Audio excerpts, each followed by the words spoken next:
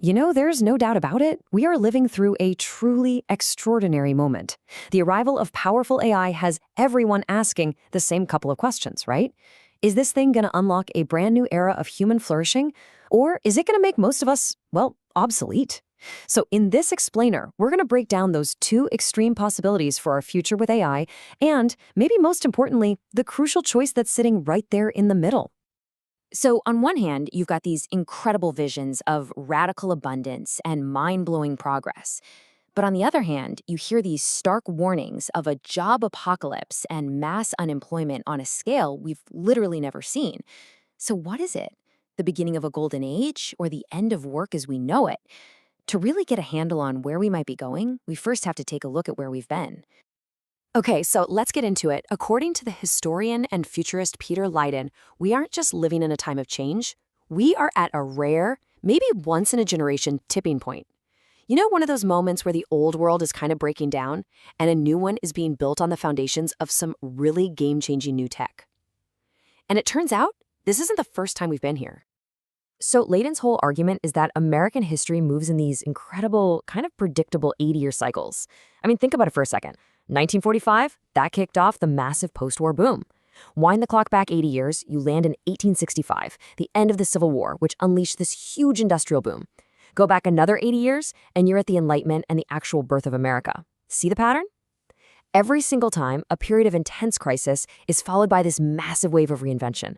And if you do the math, well, that means we're due for the next big one. Like, right now. So, what could this next great boom actually look like? Well, this is the optimistic case, the promise side of the coin. It's a future where these new technologies don't just improve our lives, they completely reinvent our world for the better, kicking off an era of prosperity like we've never even dreamed of.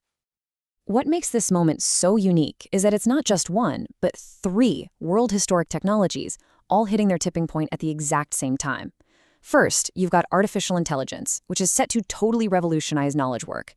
Second, clean energy, a technology that, unlike oil or coal, actually gets cheaper and cheaper the more we use it, promising this future of abundant, nearly free energy. And third, bioengineering, with tools like CRISPR, which is basically like a find and replace for your DNA, letting us edit genomes cheaply and easily. This is going to transform everything from medicine to how we grow our food.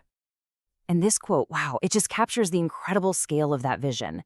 Demis Hassabis, he's the head of Google DeepMind, and he truly believes that if we get this right, AI can solve some of humanity's biggest root problems.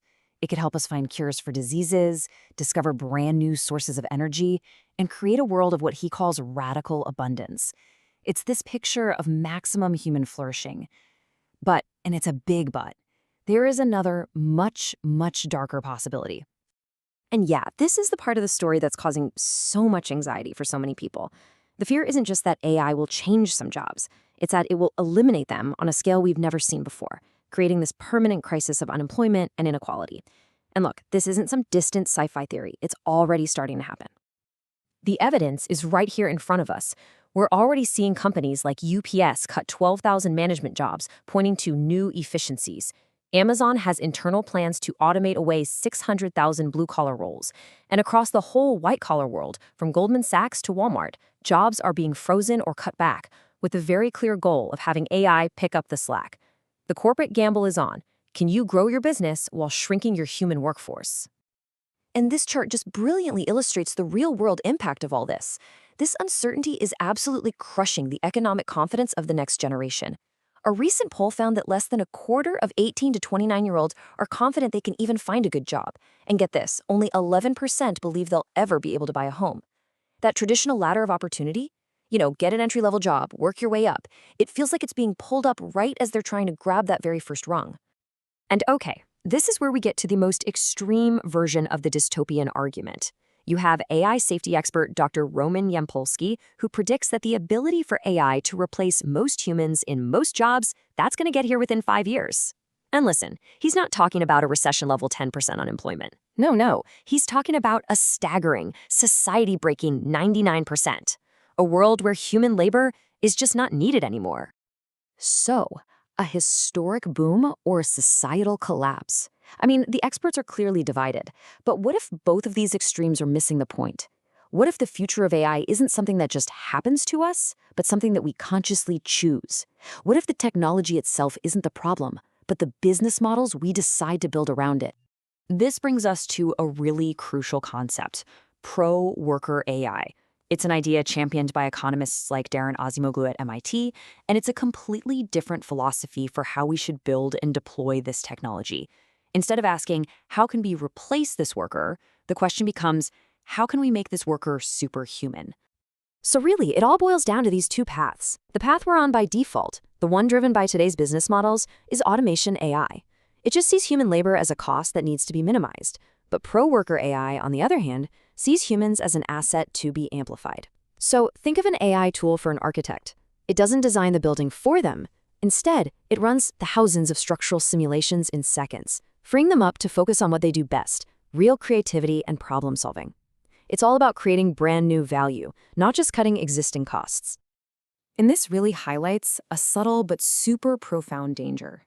Even AI that's designed to assist workers can lead to something called de-skilling.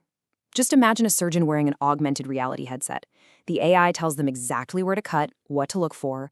Over time, that surgeon's own judgment, their own expertise, it can actually erode. They aren't the expert anymore, the machine is.